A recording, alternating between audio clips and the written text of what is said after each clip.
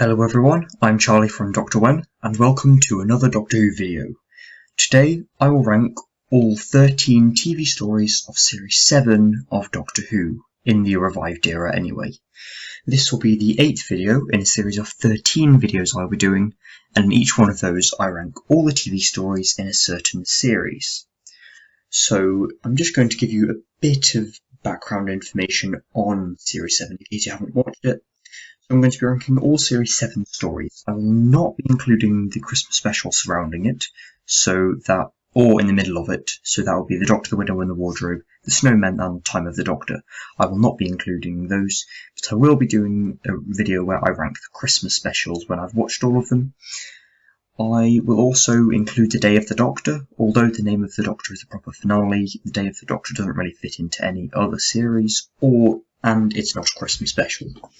So this series is the 11th Doctor's final series, and it's split into two parts. In the first part, there's Amy and Rory, and their send-off, spoilers, is in The Angels Take Manhattan, and then Clara is there for the second part of Series 7, known as 7B, where she is the Impossible Girl. This series also features returning villains, the Daleks, and the main villain for the overarching plot is the Great Intelligence. Anyway, let's get on to this video. With 13th place is The Rings of Acton with 6.6. There's nothing bad about this episode. Any score I put below 6 is bad. This one, it's not that bad. It's about an old god who basically needs to be sung this song called the Long Song to, but someone fails in singing it properly and he awakes and threatens to destroy all of the Rings of Acton. This has a really powerful speech from the Doctor, and it is one of his defining moments in this series and his entire era. But the villain is pretty meh. They could have done a bit more with it, and his the people who were searching for the Queen of Years, that was quite weird. Just a bit of a subplot to kind of fill in their time. This should have been a two-parter, I think. I think there would have been a bit more to flesh out the world, but this has excellent world building, and Acton is a really interesting setting, and Clara is really good in this episode, and it kind of deepens the plot of The Impossible Girl. Overall, it's a pretty solid episode, and quite an easy watch. So in 12th place we have The Rings of Acton, which I've given an exact 7. Not The Rings of Acton, sorry, The Crimson Horror. The main reason I don't really like this episode is because of the Victorian setting. There's a lot of episodes set in Victorian Britain. They include the Snowmen and Deep Breath, and this I just think is a bit too much for this series. The Paternoster Gang are very good in this episode. Pretty much the first half of this episode doesn't even include the Doctor. It's just the Paternoster Gang trying to find him. I think it should have been entirely Dr. Light. I think we haven't had a Dr. Light episode in a while. I think the last one we had was Turn Left.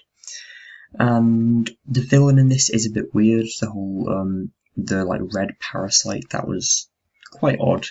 And it had quite a dark storyline actually with Mrs. Gillyflower's blind daughter. I thought that was quite dark, and how she thought of the Doctor when he was in the Crimson State as a monster. I thought it was actually quite a dark storyline. But overall, this was a really good episode, and quite an easy watch. Now we're getting into some quite good episodes. We've got The Bells of St. John with a 7.3 in 11th place. This episode introduces Clara, the third version of Clara, and it basically deepens the plot of The Impossible Girl. It's a very earthy story, which I quite like, especially because the first classic episodes I watched were the Third Doctor's Earthbound stories, and they were really good. I quite like the earthy stories sometimes. The villain is also actually quite interesting. I'm surprised they didn't do this whole idea earlier, and I like the whole concept, like the programmable humans. And it's a very easy watch and a nice opening to Series 7B. Obviously not one of the best episodes of this series, but this would have been better, again, if it was a two-parter. I think most of the episodes in this series should have been two-parters. Okay, so in 10th place is Dinosaurs on a Spaceship with a 7.5. This is a very divisive episode among Doctor Who fans. Mostly it's like Marmite, you either hate it or you love it. Personally, I actually have quite neutral feelings on this. 7.5, that sort of area, is quite neutral for me.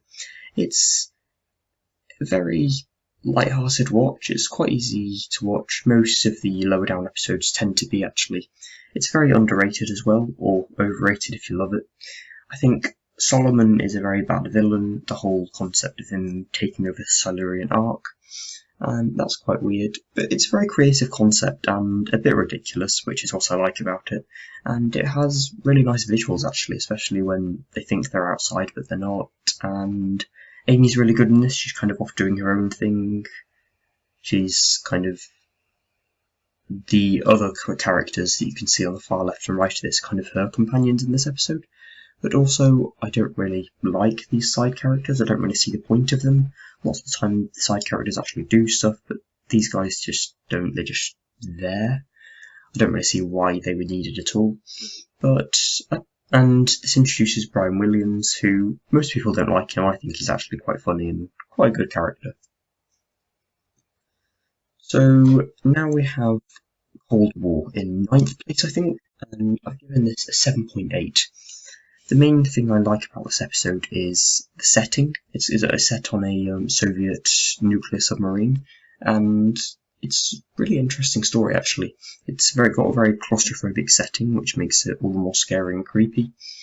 And I do like the improved Ice Warrior design. I'm glad they included another classic villain in this, because they did appear quite a lot in Classic Who in episodes like The Curse of Peladon and The Ice Warriors. Clara is as good as always. She actually does quite a lot, unlike the 11th Doctor, who's kind of telling Clara what to do the entire time. This is actually quite a difficult watch. I couldn't watch this in one sitting, surprisingly.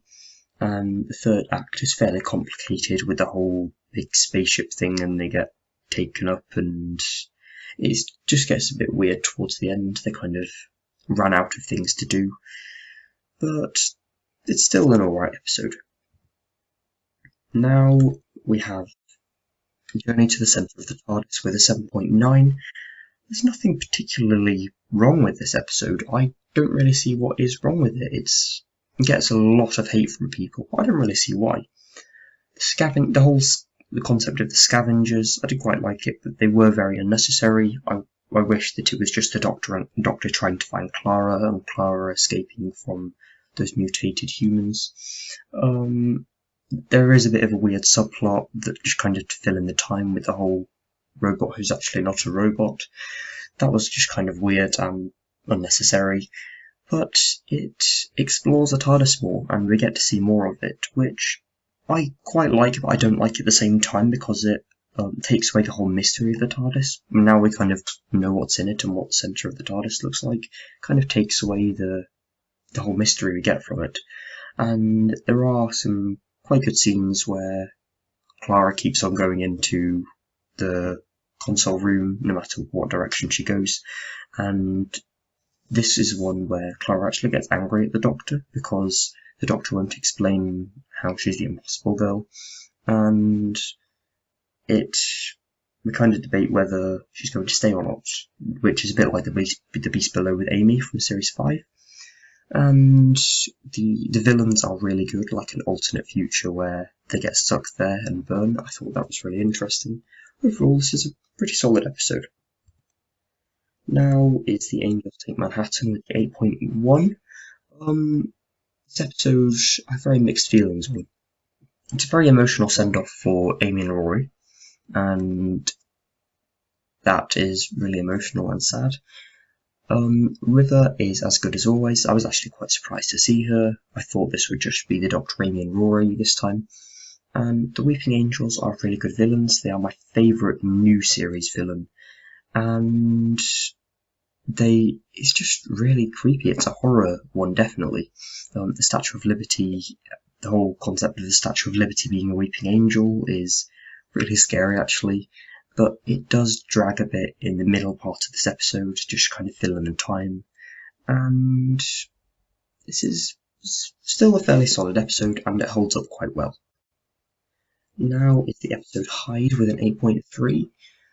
Out of all of the episodes of New Who, good, bad or meh, this one pretty much never gets talked about, but I wish it did.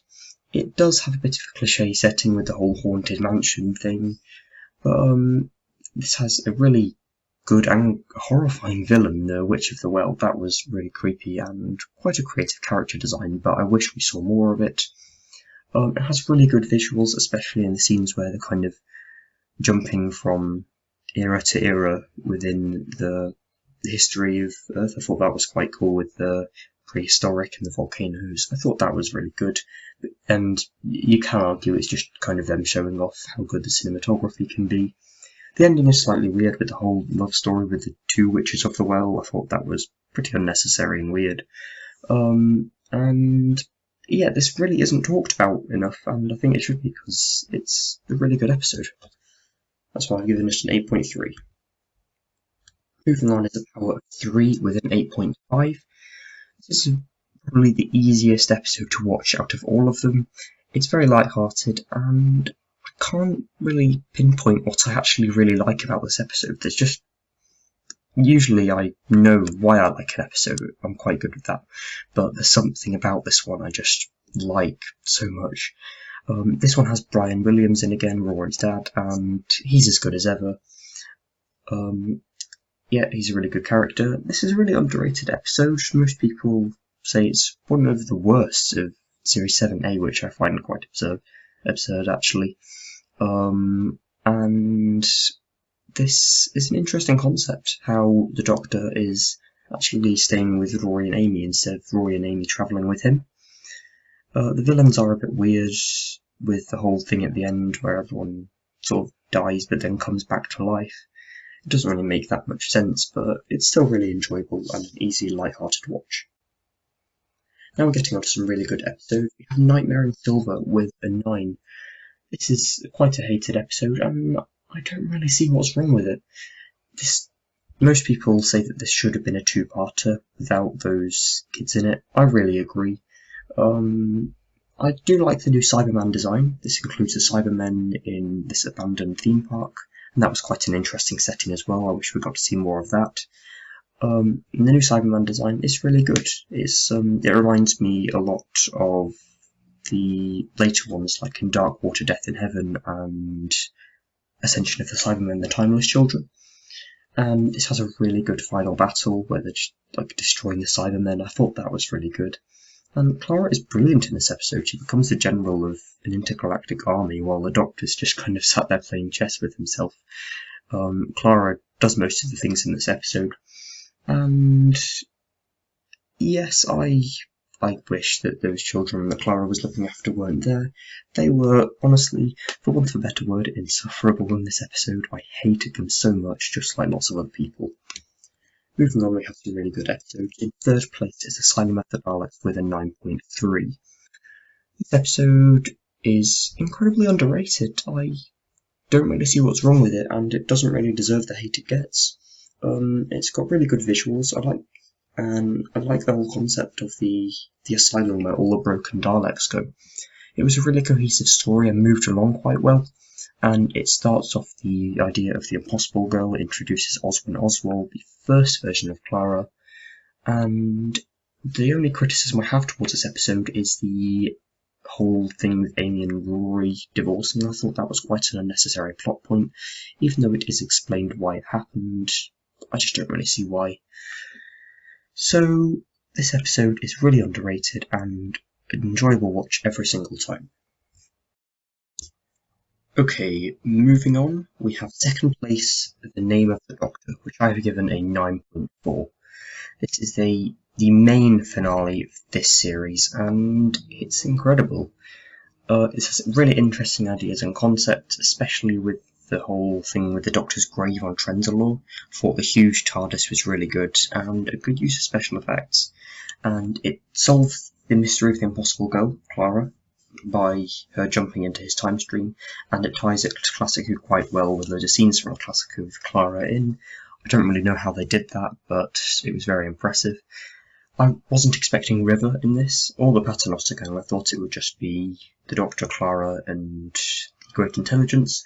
I did predict that the Great Intelligence would be the villain in this. I kind of thought beforehand, you know, because of the snowmen and the bells of St. John, they were both in that. I presumed that they would be the big bad for this series because we hadn't really had one before. And the Whispermen are really creepy. And yes, they were really good villains. This is a really good finale and finally explains the mystery of the Impossible Girl. Finally, if you've been keeping track, you know what is in first place. 50th anniversary special, Day of the Doctor, with a 9.7. This is my highest rated episode so far. There will be higher rated ones, but I put this in gold because it's in my top 5. This has everything. It introduces the War Doctor properly, and he's actually really likeable. This includes 10 and sort of Rose. What's not to like about that? The main villains are Zygons, which my only criticism about this is that there's no time war, really. The main thing is about the time war, but there's also a subplot with the Zygons that I don't think was really necessary, but was still really enjoyable. This has an epic final scene, especially with the General going, "No sir, all 13, and then the 12th Doctor shows up. I thought that was really good. And just where they're using the TARDISes to freeze Gallifrey, that was really good. And this is just brilliant, and I couldn't have asked for a better 50th anniversary special. So that's it for this list, by the way. I noticed only 55% of you subscribed. I'm not going to force you to subscribe, I say this every video, but I would really appreciate it if you did. It would really help me out, especially since I've only got around 30. So tomorrow, no, not tomorrow, sorry, in a few days' time, then I will be doing a Series 8 video where I rank all the TV stories from Series 8 of Doctor Who. But I'm not going to do it tomorrow because I caught up with myself finally. I'm doing a rewatch and I'm on the episode Mummy on the Orient Express. So I'll do that video in a few days, but tomorrow I'm going to be doing a Q&A video. So in the comments, ask me any questions you want me to include about my opinions on Doctor Who and what I think is going to happen next, some things like that. So I'll see you tomorrow and goodbye.